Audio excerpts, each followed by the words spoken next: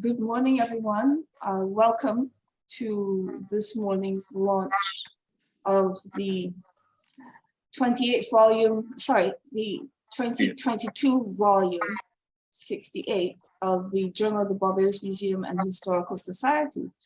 We are particularly pleased to have with us so many of the authors who have contributed wonderfully to new knowledge with their writings in our journal. And I would look forward to hearing some remarks from some selected speakers later on. But for now, it's my special pleasure to invite our preeminent editor, Professor Pedro Welch, who will give the introduction to the journal. So, Pedro, over to you. Thank you very much, Director. It is certainly my pleasure, very distinct pleasure this year to introduce the 2022 60th volume of the Journal of the Barbados Museum and Historical Society. And let me also add my voice of welcome to that of the Director, to those contributors who are present with us today, and those others who might be listening online, but not necessarily in full contact. The journal this year represents, for me, certainly as editor, another rung in the ladder of our attainment of excellence in our productions here at Barbados Museum and Historical Society. For the years I've been editing now, I cannot recall such a multivaried production as the one that we have this year. And I must commend the authors, contributors, for the excellence that they have expended in effort and certainly in the quality of the offerings. I'll say a few words about those contributions in a moment or two, but let me also say something a bit about my my own editorial, because I think that helps to set the tone for what happens later. In the editorial, I felt compelled to make reference to the very difficult times that we've been having over the last few years, and therefore following that to an optimism that somehow we were seeing the light at the end of the tunnel. The occasion for my reference to the COVID had to do with a trip I made to England just late last year. And in that trip, I left Barbados, where there was a bit of a depression because of the mask mandate and the other restrictions which were still around, still extant in the Barbadian landscape. On my landing in England, my surprise was that they had abandoned their mask mandate. And I felt a freedom that I had not felt for some time. Well, a few weeks later, when I returned to Barbados, the mask mandate in Barbados was still in place. But then in a couple of days, the Prime Minister announced that that mask mandate would also be lifted. And I used that occasion to speak then about the passing of an era, to say how pleased I was that we were now seeming to come out of that episode, and we can look with some optimism for the future. On my return to Barbados as well, I also was on the airplane when the news came by the pilot that the Queen Elizabeth II had passed. Land and subsequent to that, there were a few comments in Barbados which were less than polite on her part. And I thought that given that we were in a new age of optimism, that perhaps we should in the journal acknowledge the passing of the Queen, while at the same time acknowledging that the royal family in historic time had some responsibility, some accountability with respect to the involvement of the royal family in the slave trade. Of course, as we probably are all aware, the Royal African Company has shares, but there were shares held in that company by the royal family. But at the same time, I made reference to the fact that we have a tradition of respect for the elders. And it's an African tradition as well as it can be found in European traditions. And that respect for the elders meant that we should, in fact, recognize the passing of this lady, the Queen, late Queen, while at the same time inviting those who were her inheritors to consider perhaps an appropriate reparatory gesture following her passing. It is in that context that then we introduce the very varied offerings for this year. And we began by referring to the contribution by Pat Stafford and David Eltis as they began to look at the role of Barbadian actors in the transatlantic slave trade. We should be aware that most of the texts on the slave trade deal primarily with the slave trade from the point of view of the European organization and what happened on the African coast specifically. But there are not many texts that deal with the question of the involvement of Barbadian actors in the slave trade itself. I myself, some few years ago, did a chapter in the Journal of Caribbean History on the intra-Caribbean slave trade, which dealt as well with that whole question. But I was very pleasantly surprised that the authors had chosen to look specifically at the Barbadian involvement in the slave trade.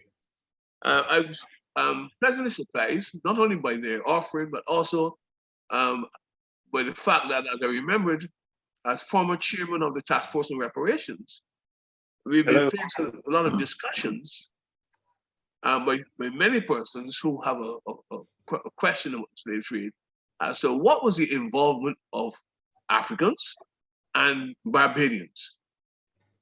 And we have had several answers to those questions, but this contribution here will help us in terms of defining what will happen in Barbados when it came to the transatlantic slave trade. The second contribution by Frederick Smith takes us on a tour of the spirits in the island. And I'm deliberately saying a tour of the spirits. I'm not speaking, of course, of the other kinds of spirits, because in Barbados, there are traditions that involve the spirits. And sometimes what is required on some very special occasions is the pouring of libations to the spirits. But Frederick Smith has, in fact, taken us on a tour of the history of the production of alcoholic beverages available in Barbados in the 17th century. I did hear a pre-meeting discussion just before we were joining this morning on the question of the spirits. And I'm not a connoisseur of the spirits because I'm really teetotaler. And perhaps I may not be the best person to comment on the question of these spirits that I hear. But I do remember as a youngster, I don't know if that sweet for learning that I used to take as a youngster was part of the fair at the time. I don't see it mentioned in President Smith's article, but certainly I remember as a boy that we used to have for learning, and it had that capacity to sweeten the temperament a little bit. It had other attributes as well, but I would prefer not to describe what happened on those occasions as a youngster. But certainly this article should be of tremendous interest to those of us who have an interest in things gastronomic, things which have to do with the production of foods and spirits, etc. in Barbados. The third contribution is equally interesting and special because it concerns the internment of Germans in Barbados during World War I. Many of us are aware, of course, of the internment of Germans in Jamaica on the site of the campus of the Mona campus during the Second World War. But in this case, many of us were not aware of the internment of Germans. And this contribution by Stephen Mans certainly opens to the Barbadian readers and to our wider international audience something of this particular juncture in Barbadian history. It is a well-researched article, and the author must be commended for unearthing the very rich historical vignettes that inform his study. Well, having introduced this year's journal with these two contributions, we move away from the purely historical and historiographical, and we look closer at the contemporary period. In that context, Michel Springer examines the role of narratives and memory in the production of the so-called raga soca music of the 1990s. And I am particularly glad for her contribution. I am of the age range. I suspect that Professor Fraser may also be in that age range, where anything that is less than Berlin or some of the other people that we know of yore really is something that is foreign to us. There's a lot I don't know about raga soca because when I hear the songs produced by the raga soca practitioners, I am minded of what Red Plaster Bag and his very able assistant did in the song Raga Raga, the whole question of raga soca. But this is a very good article that takes us into the production of this music and looks at the cultural origins of various Caribbean forms. We're again glad that this adds to the potpourri of very interesting, very special offerings in the journal this year. And another contribution that follows that is that by Phil Vasily, and it is his tracing of the origins, the social origins of Daniel Tull, a migrant who escapes the stifling plantation environment of this country and makes his way into Britain. Incidentally, I was connected with this in a very strange way, in the sense that Daniel Tull, who Vasily is writing about, and his descendants, actually have some part of their origin, the historical origin, in my childhood church. My late grandfather, the Reverend Frank Barker, was minister of the Clifton Hill Moravian Church. Church which also boasted ministers such as Reverend Cuthbert Pilgrim, the very famous Pilgrim family, connected with Clifton Hill and also Mount Tabor Moravian Church. And so I was very, very, very, very, very pleased to be connected with that, because I've been tracing my own family tree. I know what Phil has done. He's got me now thinking about any connections between the Tull family and my own family. I've been able to trace that background very fairly well into the period of enslavement, and to trace the background of some of my family members that my ancestors back to Mount Wilton plantation, and also to the plantation at Mount Tabor, plantation in St. John, and the Haynesfield plantation. Following on this contribution by Phil, readers, particularly those who have migratory connections outside of the island, will find Sharon Milagro Marshall's study of Barbadian migration in the period between the outbreak of World War II and the later post-war period a must read. I've had the privilege of reviewing previous productions by Sharon, her work, particularly her work on the Cuban migrants, and then later on her work on Cuban returned migrants to Barbados. Excellent works, and I was very happy that she had chosen to grace us with this particular presentation, this contribution here in our journal. It is one, again, that should have a wide interest beyond our usual readership, and it should, in fact, lead us to have a closer look at what happens to our people as they travel out of the island, and the forces and factors that led to their migration. And of course, she's taken a very close look at the whole question of anti-labor attitudes that reflected the entrenchment of hereditary expectations of control by the local plantocracy. All these are issues that should, in fact, excite a discerning leadership. readership, a contribution by Michelle Hinkson Cox. And I'm making the point that this author exposed case studies of Barbadian visual culture and seeking to uncover the underlying cultural, economic, and political social matrices on which the images that she's looking at are based. Her study will introduce to us a number of visual images, some of which might not be familiar to some readers.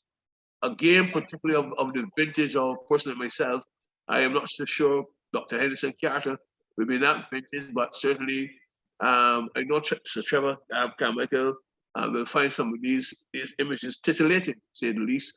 And I really am very happy that Michelle again chose to offer us this look into the life of part of Barbados that we might not otherwise have seen. As we come closer to the end, we have a few other publications, presentations. We have Elaine Rocha's contribution. Now, this contribution looks primarily at the whole question of the colonization of bodies and minds. It looks at the Amerindians, the Amerindian groups, and what happened to them. It is of particular interest to those who in the Caribbean history will be aware of the Sebonis, the Arawaks, the Caribs, and others, and the genocide that took place.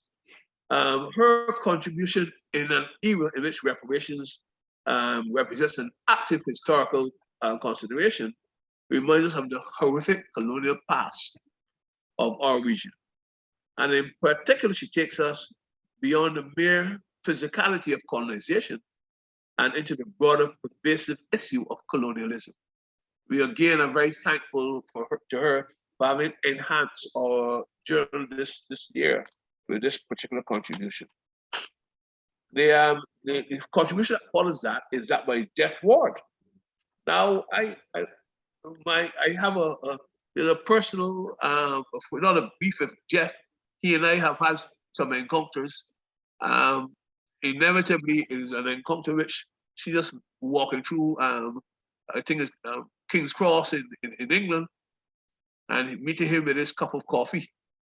A little earlier in the discussion, this pre-meeting discussion, he was talking about his interest in the spirits, the kind that we were speaking about earlier. But he has chosen to move beyond the notion of coffee drinking, which is one of his pet fetishes, and he's gone into the whole question of the Lord Horatio Nelson. And because of his interest in maritime history, he's introducing to us views on the reason why the Nelson statue was erected in Bridgetown in the first place. I expect he will have some disagreement from some of the more radical historians of the Barbadian social scene, but this will not detract from a very well-written and researched contribution. The 10th contribution to the journal this year is represented by the contribution by Sylvan Spooner. And here again, there are not many Barbadians who would have been aware of the life and times of Joseph Walcott, a boxing champion of the early 20th century. And what Sylvan has done in his very well-researched piece here is to trace the history of this man. Of course, the minute you hear the name Walcott, that's one of the quintessential Barbadian names, and it should awaken us to the fact that during the early 20th century, a lot of Barbadians migrated from here, and they sought their fortunes in the United States, Canada, some enough to England and other places. So this fits well with the other early articles that we were looking at with Sharon, and also the article by Vasily. An excellent, very, very excellent work on Joseph Walcott, which offers us insights that we would not have been aware except we have been provided this opportunity in this journal. As we come again to the last lap, we now also come to the article the contribution by Carl Watson and Frederick Smith, which looks at the findings of archaeological research on the site in Bridgetown, the capital city and, of course, the premier port city of Barbados. and it introduces us to the intriguing world of music in this new world colonial setting. Incidentally, when I was a youngster, and that's quite a long time ago now, there used to be some gentlemen in Bridgetown who used to play what we call a penny whistle. You don't see a lot of that cultural exhibition anymore, but this article takes us beyond the 20th century, back into the 19th, and in fact, right into the 17th and 18th century in Barbados. And again, it enhances the potpourri of the contributions to this journal. We want to thank the authors for giving us this opportunity. In their investigation, the authors also include some references to the contributions of the Irish and other indigenous servants to the vanished musical world that we had in Barbados. And it also connects the survival of the top band in Barbados to this colonial existence. Finally, in this year's journal, we have two reviews of published works by two perennial supporters of the work of the Barbados Museum and Historical Society. I refer here to reviews by Kay Hall, Education Officer at the museum, and to Sir Henry Fraser. Their reviews help to expand the coverage of this journal and add important elements to this year's reading. Even as I just look back at in the journal at their presentations, what they've offered to us, I would just like to share with you just something of what they were looking at. In the case of Kay's contribution, she is looking at really two reviews. It's Hard Days by Matthew Clark, and another article about this is what I'm talking about when I talk about Charterhouses of Barbados. So it's a very important overview for us. And I again want to thank you very much. Excuse me, I have a little sinusitis challenge, so I'm just trying to work through it. And then the second one is one by Professor Fraser, a review of American Landmark, Charles Duell and the Birth of Littleton Place by Virginia Christian Beach. These contributions help to cement the journal in its place within the Caribbean historiography. We invite many of our contributors to consider doing reviews of the literature that graces our drawing rooms and our living rooms or dining rooms or wherever we are in the house where we read. So that is what we have for us today. And again, let me close by thanking those contributors who are here with us. We thank you very much. We look forward to future contributions with us. We do encourage persons to not submit too quickly again after the first submission, because we want to give other persons the opportunity as well. But there's space in the journal over the years, so anytime you have a good thing for us, send it. Let's have a look at it and let's see what we can do. Thank you again. And before I close, I fail to acknowledge the presence of Sir Trevor Carmichael, who I'm sure I know you'll hear from later. But again, let me thank you again. Have a wonderful day, everybody. Have a good new year, a bountiful new year. I'm on mute. I momentarily panicked. I have it muted. Yes, ma'am. Thank you very much, Kay. You're Go quietly. unmuted. There's another one of us sitting on the landing. Thank you so much, Professor Welch, for those welcome and in-depth remarks covering the entirety of the content of the journal. We very much appreciate those insights, and for all the authors, all of our participants, to have this overview of what we are presenting in this year's journal. I'd like to offer now for the chairperson of the Publications Committee to make a few remarks. But before I do that, can I ask Sir Trevor whether you can be with us? Can we go ahead with Dr. Carter first and then follow with your remarks, if that's okay. I haven't heard from that. Okay, so in that case, shall we proceed then with Dr. Carter? Over to you. Good morning, everyone, and a pleasant morning to all of you. This is really a wonderful occasion to see so many of my friends and colleagues meeting in this space. And I want to say hello to Sir Trevor Carmichael, Director Cummings, Professor Welch, distinguished writers, and all of you are distinguished writers, even if you are new or old to the field. You're distinguished writers because we thoroughly enjoyed your pieces, and I'm sure that the audience and Barbados and the region, and not only the region, but people globally will enjoy your pieces. I want to say good morning also to the hardworking staff, very hardworking staff at the Barbados Museum and Historical Society. I don't want to point out anybody, but all of you, very hardworking, very courteous. So when I call there, people are so willing to help, so willing to get things done. So I want to say a big thank you for this. And I want to say hello to our sponsors as well. There are people who've been sponsoring this journal for many years, and we want to salute them. I don't have a list of sponsors here, but perhaps Ms. Cummings could do that at the end. So I want to say thank you for this opportunity.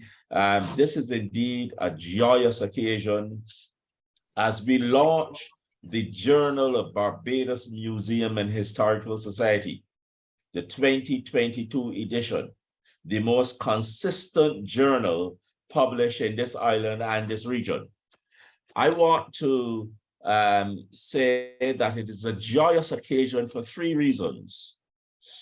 First, the journal is a very important vehicle in the nation building process. We are here not just to talk history, but we are here to build a nation, to build this nation we call Barbados. And it is important because nation building is about research of our past, research and publication. And I just want you to imagine if nobody had done any research this year or last year, what would have happened to our country? Our country is richer for the research that all of you have done. And I want to congratulate you for that research because you are in the nation building process. Nation building is also giving people a platform for expression, a platform for the expression of their ideas, for the expression of their work. And we have a lot of new people here, a lot of young historians here who are coming on board, and that this facility we have at the museum gives them that expression. And of course, the articles in this journal will foster a better understanding of who we are, our history, our heritage, and it will position us to take on the challenges when they come in the future. And I want to single out those articles that really point to who we are as a country. For example, there's an article on this boxing champion, Joe Walcott. I've heard a little bit about him before I saw the article, but this article, I am sure, will say to Barbadians, look, these are the people who were born here, were raised here, and went off into the United States, went off into the global community and did well. And it is a very, very good article by Dr. Spooner. And that article on Glenderry, I knew, for example, that yes, during the Boer War, they wanted to send prisoners of war to Barbados. And they had also created a space at Fortescue Plantation. But I did not know that Germans were held here. And that is a very, very good article. So this journal is a journal that positions us, that takes us even further in building our nation. But it is also, secondly, an excellent source for our students doing CSET exams, CAPE exams, both in history and Caribbean studies. For example, when you see the article on the Amerindians, that is in the syllabus at all levels. The article on the slave trade by Altis and Stafford. The article by Marshall on Barbadian migration. All of those things are in the syllabus. And I hope that when the media gets to this journal and does a good review of it, that the media could sensitize schools and students all across the region about this new information that they're getting on aspects of what they are going to be learning in the schools, so that they don't just get their information from the teachers, but they get their information from the journal. And I hope, Ms. Cummings, that we could find a way to have a journal, just one, in all of the 22 secondary schools in Barbados, in their libraries, and I'm sure, or even 2 for that matter. And I'd be willing to buy a few. I'd be willing to buy a few to go into the secondary school, because this is how we build our nation. It is also useful for KFL students, taking Barbadian history, taking West Indian history, students who are writing their theses in Caribbean studies, and students at the MA and the PhD level who are researching all aspects of Barbadian heritage and history. So the students will find this journal, this 2022 edition, and the other journals as a significant repository. But thirdly, this yearly publication supports heritage tourism in a big way. So we are really supporting our economy when we publish, when we research, and when we put this journal out there. We are supporting heritage tourism in 2 ways. First, the journal, and I'm sure that visitors will come in and buy, but we want locals to come in and buy as well. The journal educates us about our heritage. For example, you have the article on Nelson's statue. That is Barbadian heritage. You have the article on beverages by Frederick Smith. You have the article on music and culture, visual culture. That is Barbadian heritage. And if we are going to promote heritage tourism in Barbados, we must imbibe the heritage first, right? We must imbibe the heritage, sip the alcoholic drinks, Professor Smith, but imbibe the heritage so that that flows out to visitors, and that visitors could really enjoy it as well. So there's a connection between the journal and heritage tourism. But secondly, it also gives tour guides and researchers a repository to draw from. We as tour guides are looking for new information every day. We're looking for something new to tell the tourists, something new to tell visitors. I can now tell them about alcoholic beverages. I can now tell them about issues related to Nelson from that article by Jeff Ward. I can now tell them about the prisoners who were kept here at Glenderry. And I understand built a long tunnel trying to escape. You know, these are little nuggets that we can take out and share with our visitors and share with our people. And I welcome this journal. So I want to close, therefore, by asking or wishing for two things to happen. First, I wish to encourage writers to continue to write and send their articles early so that the publication could come out early. And though we want other writers to come for the next edition, the 2023 edition, we don't want to say to you, don't write.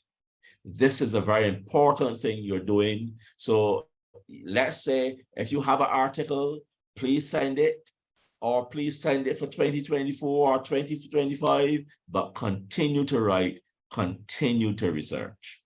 And also to ask others, to ask you to urge others to write. You may have a colleague, you may have a friend who is a good writer, but a bit timid, a bit scared.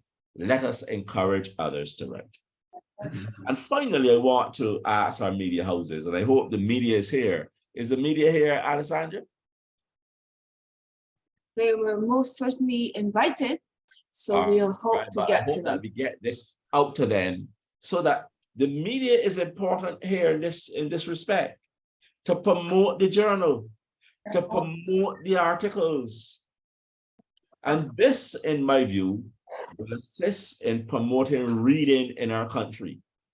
A lot of this violence and disorder is as a result of people not reading, people not comprehending, people not understanding, people not loving their country. This journal is about our country. All of these articles say about Barbados. And you can't read these articles and not love your country. These articles stimulate me to love my country and to love the people who serve this country so well. People like Joe Walcott. Yes, he was boxing in America, but he was really representing Barbados. Those migrants that Sharon talked about, they represent Barbados. They make me feel good about Barbados. And that is why no effort must be spared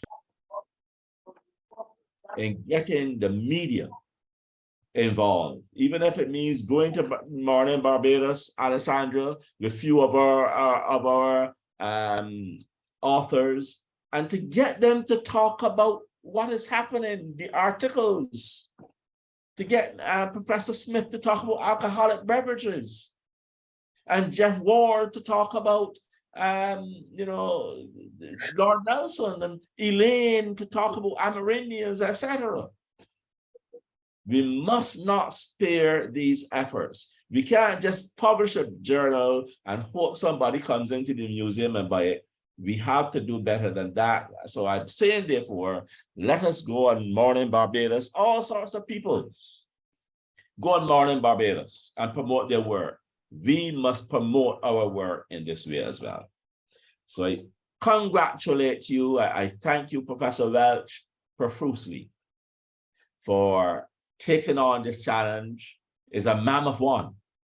Is a mammoth one. And I thank you, Professor Welch, for taking on this challenge. I thank you, all authors here with us and those who are not here. I thank you, museum. And I say to Barbadians, go out and buy two, one for your desk and one to share with somebody coming up on Valentine's Day. Thank you.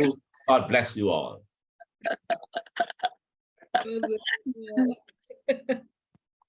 Thank you very much for your remarks, Henderson, and a very unusual Valentine gift, but nevertheless, but perhaps a good Valentine for the schools, as you spoke about it previously.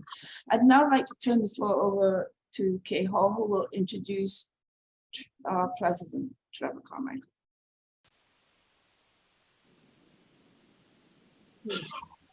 Well, good morning, everyone. As you know, the president of the Barbados Museum and Historical Society really needs no introduction. He is preeminent in his field, and he has been a supporter of the museum for as long as I have been a part of the organization. I do not really want to say how long that is, but it gives me great pleasure to introduce Sir Trevor Carmichael to make his remarks. This is one of those occasions when it's also good to see me, because I wanted to highlight the book by starting and saying, having heard the remarks from the distinguished journal editor and also from the president the chairman rather of our publications committee, and the two professors, I'm tempted, that's Professor Welch and Professor Henderson Carter, I'm tempted to take this journal, show it to you, and say res ipsa loquitur, which is a bit of a legal maxim, which when translated means the matter speaks for itself. The advantage of doing this is that I would have to say nothing else, because the matter speaks for itself. Res ipsa loquitur. But I wouldn't do that, because that would be almost like cheating, like a youngster cheating in school, or being clever, and one should never do that. I remember that still. So let me say what a pleasure it is to speak remotely. Even though I've been learning to speak remotely ever since COVID, I still find it something that one has to, well, I don't want to say learn, because one is too old to learn, but let's say it's something that one still has to get used to, seeing faces which are sometimes smiling, but which in many cases seem inanimate. So let me say good morning again, and let me say good morning to the director, Madam Director, and to our distinguished journal editor, to the excellencies who are watching, and the distinguished authors who have written, to Mrs. Sally Miller of Miller Publishing, who is, and I say more about her, who is responsible for this beautiful look that we have here. Let me say that this journal has been the product of Professor Emeritus Pedro Welch, because Professor Welch has been able, in his brilliantly incisive editorial style and in his editorial role as well, to synthesize and contextualize this very varied yet very relevant contributions within the journal. And in the short summary which he has given us earlier in the morning, he has made what is indeed so comprehensive and so extensive, so relevant, and so presented in a very summary and efficient form. Some time ago, I shared my thoughts on the journal as a holistic literary product. And as we leave this year, or I should say, as we left the year of 2022, with a global sense of shared loss, and we enter 2023, we enter it with promise and expectations. And in a case like that, we need a journal which will help us in that dual mental enterprise and exercise. And as Professor Welch has pointed out earlier this morning, this journal is the ideal complement which will assist us in that promise and expectation for the year 2023. This journal, let me assure you, is the oldest continuously published journal in the English-speaking Caribbean. It started publication in 1933 with an aim which has been changed naturally. It's been changed and it's been nuanced since its inception, because at its inception, it was, quote, to publish matter relating to the history and antiquities of Barbados. A broad mandate, but let me assure you that that mandate has, as the journal editor has pointed out so carefully, has been extensively changed and modified and nuanced. And if we look, therefore, at our publication today, and I said the matter speaks for itself, we see original research articles, edited translation extracts of 18th and 19th century newspapers, not in this particular journal, but in all the journals which have followed, manuscripts, accounts held in private and public collections, and general genealogical studies and family histories. All of these things that at one point or another have appeared in our journals since 1933. In general, the Barbados Museum and Historical Society journal contains information and materials which are of considerable value, not only for the study of Barbadian history, but also for Caribbean and also colonial history, American colonial history in the past, post-colonial history as a whole. It is a very comprehensive document over the years. And we had this very important journal which came out in 1977, and it was the commemorative issue of 1627 to 1977. Mm-hmm. And that journal, which was edited at the time by Peter Campbell, Mr. Peter Campbell, P.F. Campbell, had articles, 5 articles. It was a smaller document then. Mr. Peter Campbell, Mr. E.G.B. Goodin, Professor Jerome Handler, Mr. Ronnie Hughes, and Mr. John Wickham. I should remind you, in that particular journal, Mr. John Wickham wrote an article which was very, very interesting and remains, in my view, a seminal article, not referred to as much as it should be, but one we should never forget. It's simply called The Thing About Barbados. Very, very interesting article. I encourage you to go back and have a look at it. Maybe the museum will publish it as an occasional paper at some point.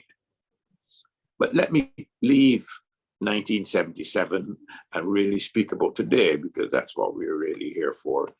And this journal today, under the stewardship of Professor Emeritus Pedro Welch, appears as a popular product which does not lose its scholarly and intellectual rigor. And that is a gift to be able to, as an editor, to be able to strike that balance and that that contextualization of 2 strands. And he does it with exquisite ease.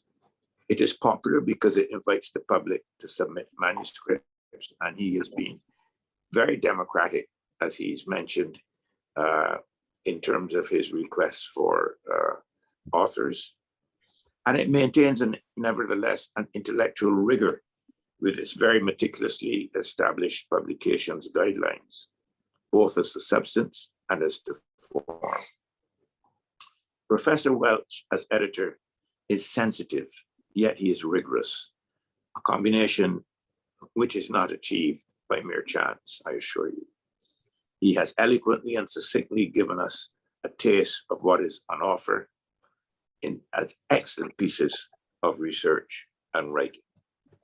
And again, I repeat, his democratic process of selection of articles and authors is welcomed, and it is welcomed with the spirit that he brings to it, a spirit of inclusiveness.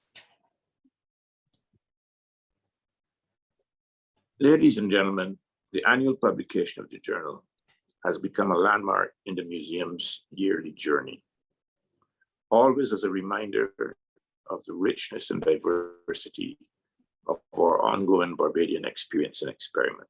This year is a reminder of the interplay of that rich heritage of both the country as well the Museum Society. In these articles, we soberly reflect on the ongoing post-independence project. And in this regard, we are treated to articles which reflect that subject from different perspectives. Both the two speakers have highlighted that and highlighted the articles, and it would be out of place for me to seek to do that. So what more do I have to say? What I have to say is that the journal is not only wide and varied in its intellectual substance, it is also a very visually appealing product. And thanks in no measure, as I said earlier, to the creative work of Cott Printry, but also as a result of the very smart layout and design expertise of Mrs. Sally Miller. Have a look at the cover. Just exquisite in terms of color, in terms of the palettes, in terms of the contextualization of words and plant, if we may put it that way. Very, very evocative pictorial cover and back page, both very arresting in content and in color, as are the attractive advertisements in their elegance. And this is a tribute also to the generous advertisers who have given to making the journal possible in such glory and attractiveness.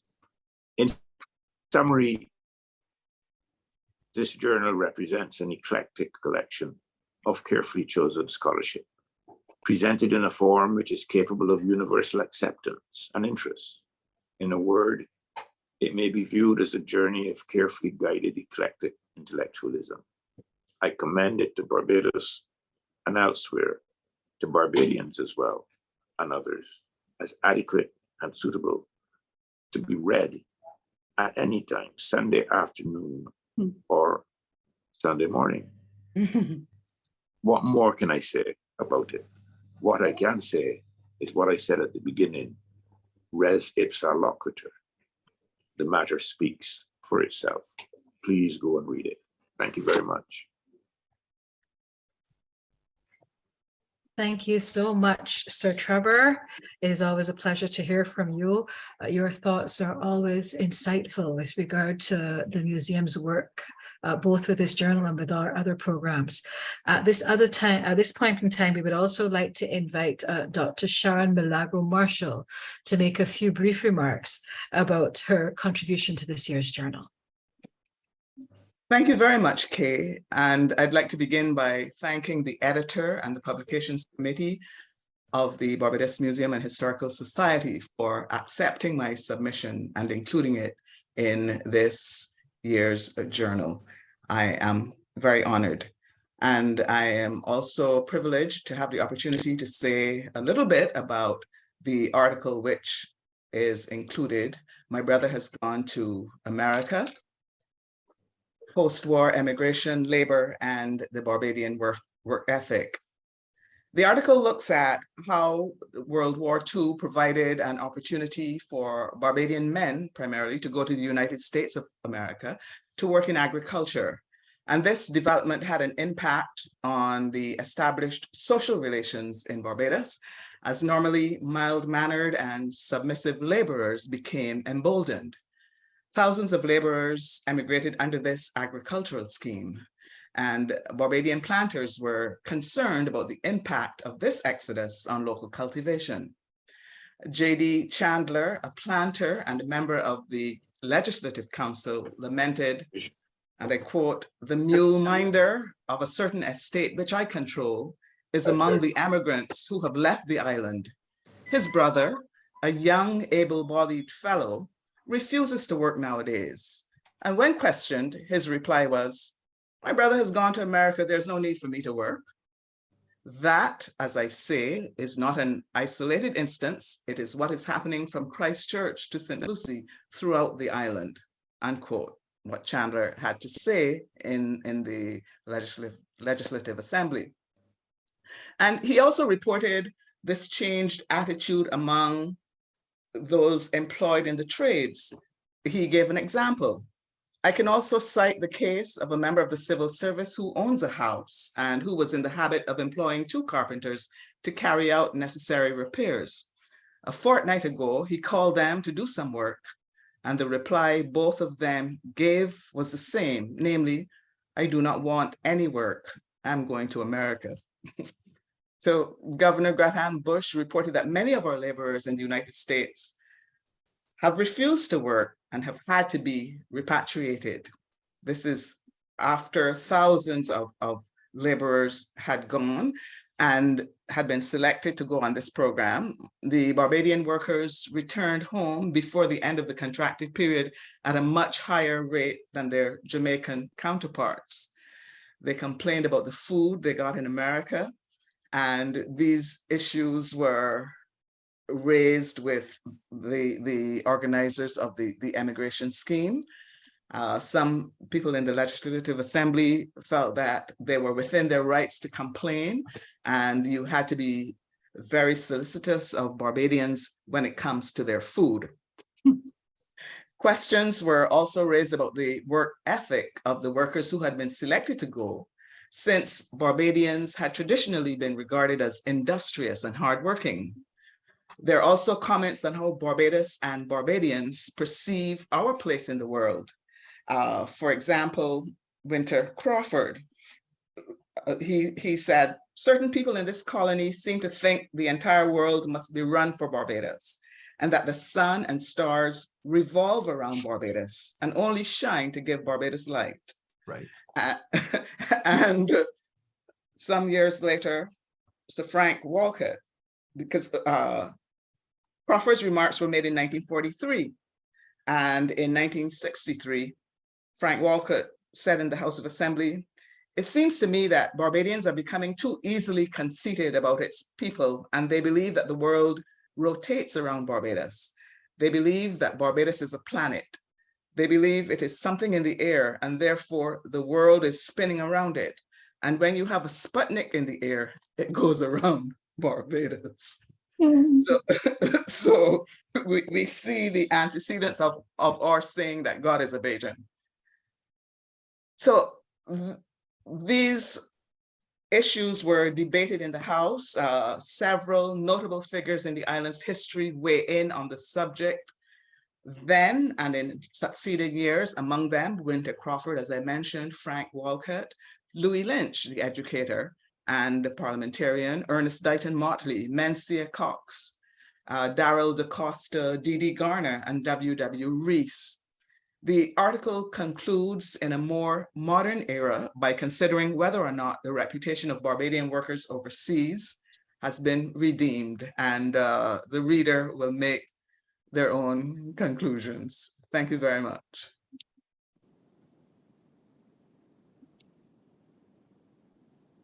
Thank you so much, Sharon, for your wonderful, wonderful presentation.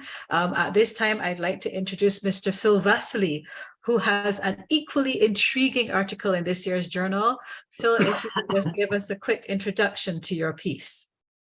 Hi, thank you very much for inviting me, and thank you to all at the journal and the museum for accepting the article. It's a real privilege to be part of this.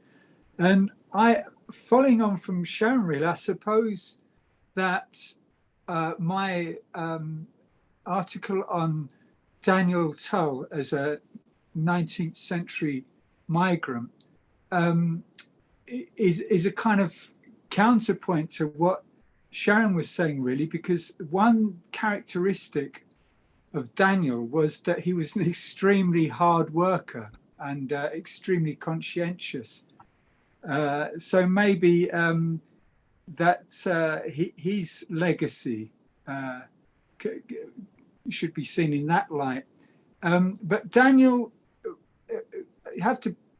what I want to put in context really is that the kind of dominant narrative in the mainstream media at the moment in Britain is, you know, the kind of the equation that immigrants or migrants equals kind of a burden, or is there's negative connotations. And it's important to, and I'm the son of a migrant. My father was Greek Cypriot. And I thought it's important to, for me personally and politically and culturally, that the Daniel's journey should be kind of brought to kind of light, really, because within it are so many positive elements, and he bequeathed an incredibly rich legacy, both I hope you don't find this patronizing, but for Barbados, but certainly for the image and the vision of what it means to be Black in Britain, which, it has been a turbulent history, that kind of Black Atlantic journey. And, he had the fortune really to be educated and have the Moravian faith, following in the footsteps of his parents. And I think that's one advantage I had in the research, that the Moravians were meticulous record keepers, and so there was information to be found that probably you wouldn't find in the histories of non-Moravians or people that didn't have a faith. So my personal kind of journey was to find the origins of the qualities, the qualities of character that were really evident in his children, because my introduction to Daniel was looking at the life of his son, Walter Tull, who was the first Black working class officer in the British Army and was one of the first Black professional footballers in Britain, an incredible character that's now part of the Dictionary of National Biographies, a recognised kind of historical figure. And Walter had a brother, Edward, who became one of the first Black dentists in Glasgow. And both of them were orphaned at an early age. So the quest for me was to find, where did that kind of inner strength, where did that tenacity, where did it come from? Because they achieved such great things in their lives, in terms of their ability to overcome the obstacles that were placed in front of them, culturally, politically, socially, etc. And I was lucky enough, fortunate enough to get a grant to come and do some research in Barbados and look at the Moravian records and in the wonderful archives in Blackrock.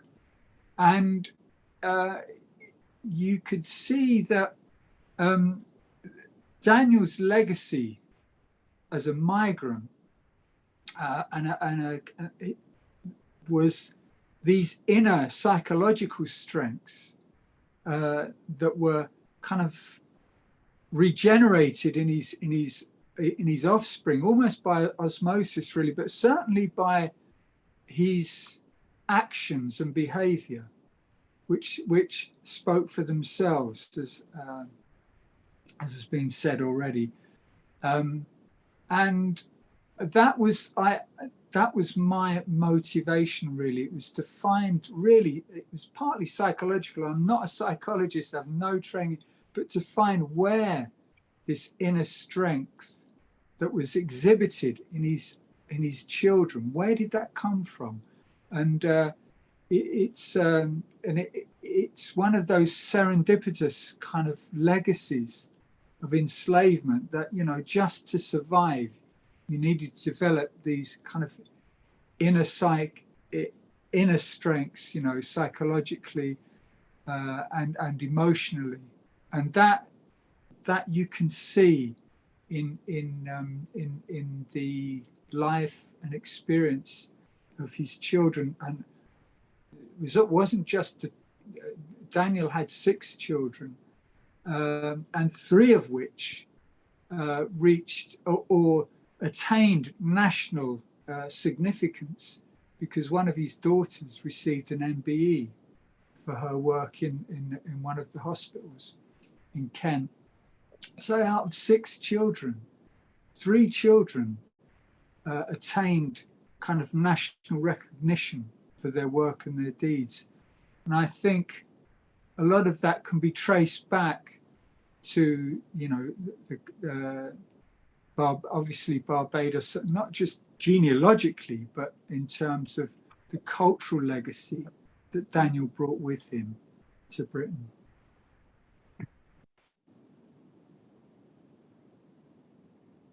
Thanks so much, Phil.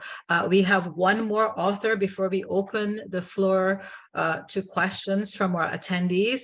So I'd like to welcome at this time Professor Frederick Smith, who has both a solo authored article as well as a joint article with Dr. Carl Watson. Good morning, everyone. Thank you for inviting me, and it's nice to see so many familiar faces, and thank you, Professor Welsh, for all that you've done, and Kay for organizing this. And I'd also like to thank Kevin Farmer. I'm not sure if he's here, but he helped get he did the initial review of my article on drinks. I also want to follow up a bit on Sharon's comments, because I teach at North Carolina A&T State University, which is the largest HBCU in the United States. HBCU stands for Historically Black Colleges and Universities. And many of my students are part of the Barbadian diaspora. Their grandparents had migrated to North Carolina, to New York, to Florida, to all sorts of places, and their children and grandchildren and great-grandchildren are often alumni of North Carolina A&T, and I'm the faculty advisor for the Caribbean Students Association here, and I can tell you there's a lot of pride, Barbadian pride here. And so my work, and I have to give a shout out to Dr. Carter, because his master's thesis, whether he knows it or not, was very influential in sort of my early work. I came to Barbados the first time in 1991 and started looking at the history of the rum industry, and Dr. Carter had already begun to look at that in his master's thesis.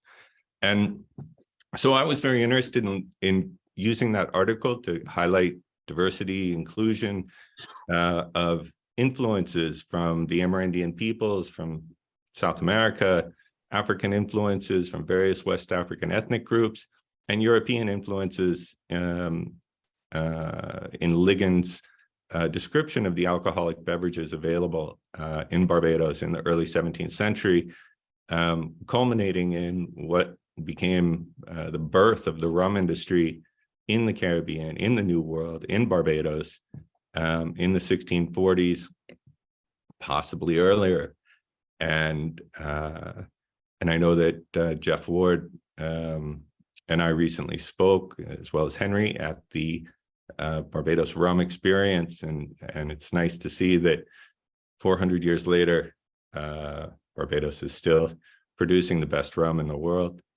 The other article with Dr. Carl Watson, my dear friend, who unfortunately couldn't be here today, looked at research we had done thanks to Charles Holder's help when they were developing Jubilee Gardens for the World Cricket Cup in 2007. And we were given some space to look at the archaeological evidence for what life was like for enslaved peoples in the urban context of Bridgetown, which I know Professor Welsh is very aware of. And we found these two little objects.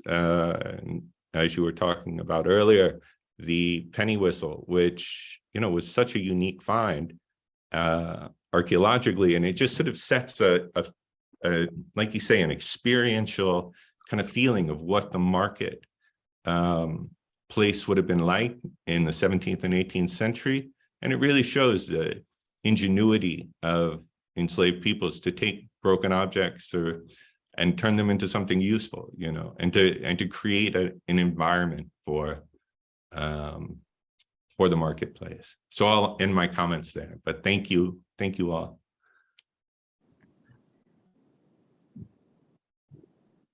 Thank you so much, Professor Smith. At this point in time, we'd like to throw the floor open for questions. If you are on Facebook and you have a question, you can put your questions in the chat and the questions will be asked here. If you are currently in our Zoom chat, you can type your questions in the Q&A, or you can raise your hand so that you can be unmuted and you can put your question to any of our authors present.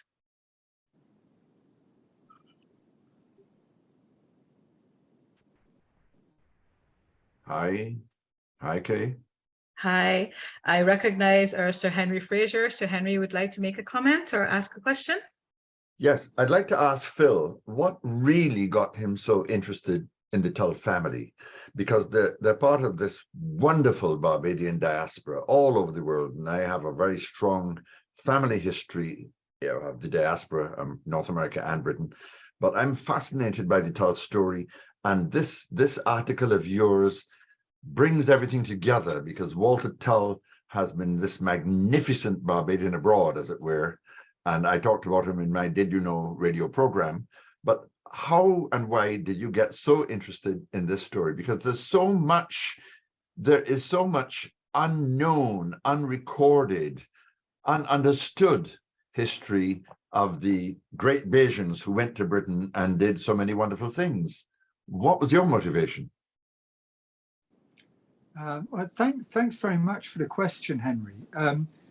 My motivation was partly personal. I mean, I was doing the research into the history of black footballers in Britain. This is 30 years, early 90s. Yeah. Came across a reference to under a section in the Encyclopedia of Football, and it had a section called Coloured Footballers. Yes. And it mentioned Walter Tull. Okay. And I am a Spurs supporter, and I'd never heard of him. And I thought, this is crazy. This black footballer played for Spurs, and nobody knows about him. So, I mean, the more I dug, the more fascinating the history was. And I kind of was privileged to meet his niece, which was the daughter of his brother Edward, and she and her husband. And they were both in their 80s by that time and living, but they had this incredible repository of letters, photographs, documents relating to the family history that Edward, Walter's brother, had kept.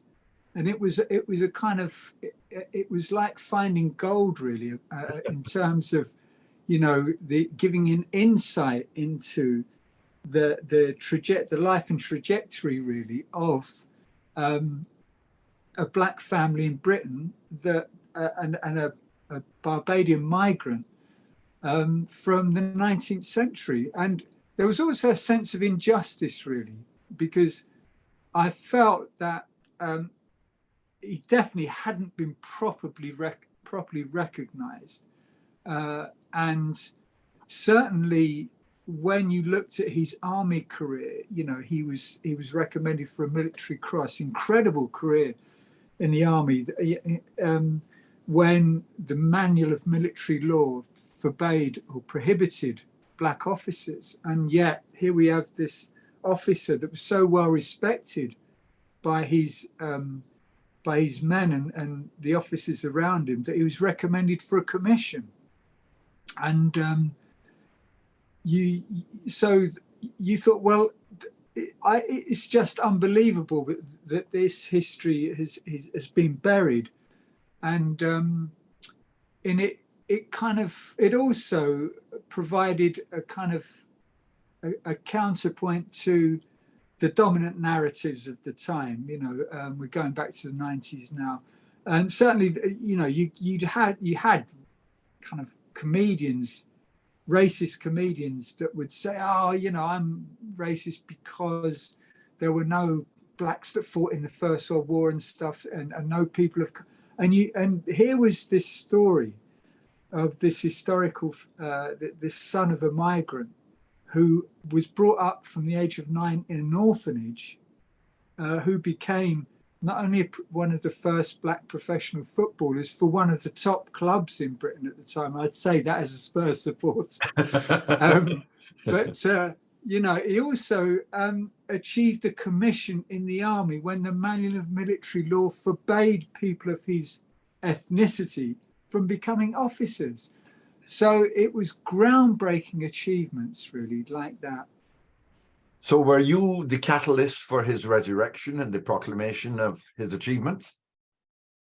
Well, I was privileged enough to, when I uncovered his story, there nothing really had been written about. I wrote an article for Race and Class in the 90s, but nothing had been written about Walter in a kind of academic sense or in a social history sense.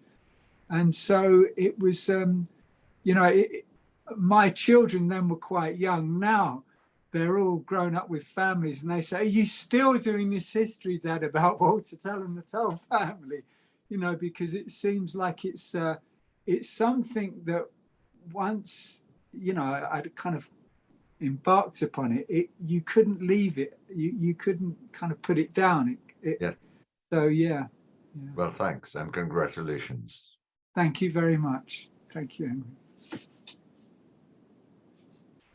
At this time, we'd like to recognize Dr. Patricia Stafford. Patricia, you have a question or a comment?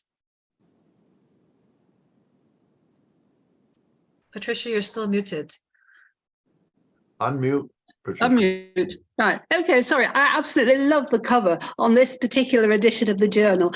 I'm not quite sure whether we've been told who painted it or organized it, but it is so it is amazingly indicative of the trials and the progress of the Barbadian people, and I just want to know a bit more about it, really. It's from Ligon.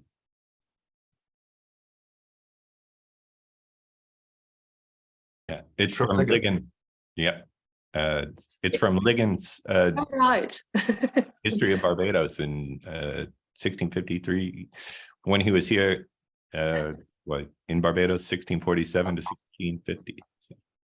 Well, I'm very pleased that somebody has chosen it. I have to say, the copy of Ligon I have, it doesn't show up in the same way as it does in the way it's presented on the front of the book.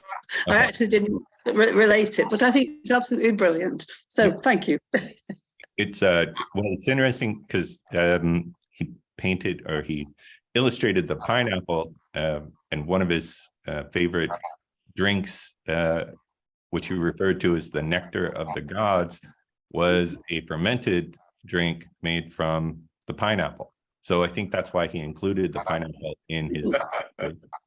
Yes, yes, I understand the pineapples are quite common in those days, although we don't seem to grow many of them now. Anyway, thank you. Incidentally, while Ligon did in fact concoct the pineapple, Barbados is really not the most suitable place to grow pineapples. No. One of the reasons for that is that the Barbados soil is very alkaline because of the limestone substratum of Barbadian landscape. So that the fact that he actually found it and he saw it there is also indicative of the fact that that there was a lot of experimentation as well, very early in the colonization of Barbados. But my suspicion is is that by the time Lincoln arrived here, that some of the, the settlers, European settlers, had in fact borrowed from Amerindian agriculture. And I tried to introduce several things into the Barbadian landscape. But it is a very, this, what I see here is, in fact, it is a direct representation of what Lincoln saw when he arrived here. Very interesting, interesting discussion on this alone. Maybe one of these days we get someone who will write there's something on the whole question of the early agriculture in Barbados, because of course we tend to associate the island with sugarcane primarily, but we also fail to recognize that aloes, the Barbadian aloes, and the fact Barbados has given its name to the aloe plant. And not only that we also had the so-called shaddock, the member of the grapefruit orange family, which is in fact discovered here in Barbados. There are a lot of persons who are not aware of that early beginning, what happens here. So I certainly welcome your comments on this picture, on this one. This adds to the art of the Journal of the Barbados Museum. I suppose one of these days somebody will also look at the various representations that we've had on our covers over the time, because the covers themselves tell a story. Thank you. I'll just say that what the artist did for the cover was simply to add a cream color or a pale yellow background. Yes, yeah. That made all the difference. I mean, it does make all the difference. It's it's fine there, but it's beautiful on the cover. Thank you. Okay. Yeah. At this time, I'd like to recognize Dr. Elaine Hocha. Dr. Hocha, you have a comment or a question? Yes, for Dr. Smith first, and then Dr. Milagro Marshall. Just about the penny whistle.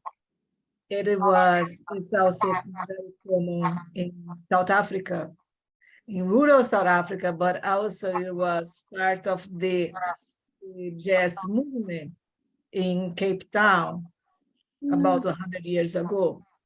Find the penny whistle. But in Brazil, my family is from the area of Northeast that was the first producers of sugar cane in the interior. And my grandfather was somebody that played the penny whistle. It was very common, and we still have in the Northeast a band of penny whistle we call pífano. That's the name for in Brazil is pífano. And it's very interesting that it's not only Barbadian, this is part of the Atlantic culture. Yeah, and I'm not gonna even say South Atlantic because Barbados is not South, and I am sure that you will find something similar in the United States territory. So that is just a comment for the position. But I'm very curious to read. I just got my exemplar. It's here, my journal. And now, just to praise the article of Dr. Milagro Marshall, to say that I am very sure that her writings are not only interesting for Barbados, but also for the diaspora in general in Brazil. There is a great interest in this kind of movement, but also in the mindset, because more and more people are not only investigating migrations, but they are investigating the experience of migrations and how people feel about themselves and how they deal with the new environment. So that is, I also not only read, but I use her book right here in my library. Very, very interesting, but is an opening in the mindset of the immigrant. Is a different, completely different view. So it's a very, very interesting. And sure, this journal is very rich, and I'm very glad. So thank you everybody that worked so hard to organize, and Kay and Alessandra and all people that are so patient with me. I was not late, but I had to share. to fix certain things at the end. So thank you very much for your help in picking up what was wrong. Thank you. Thank you. Thank you so much for your kind words, Dr. Hocha. Dr. Milagro Marshall, would you like to respond to Dr. Hocha before I wrap up the Q&A, or should I proceed? No, I think my thank you covered that. Okay. No I problem really whatsoever. appreciate the comment. Okay. Well, that said then, I would like to just move on to the final part of our program, which is to acknowledge those persons without whom this journal would not be a success. Of course, we would like to thank this year's authors, all of whom have made wonderful contributions, and we invite you to come to our bookshop. We are open 9 to 5 every day except Sunday, and you can purchase a copy. Those of you who are overseas, you can also contact us, and we do ship overseas.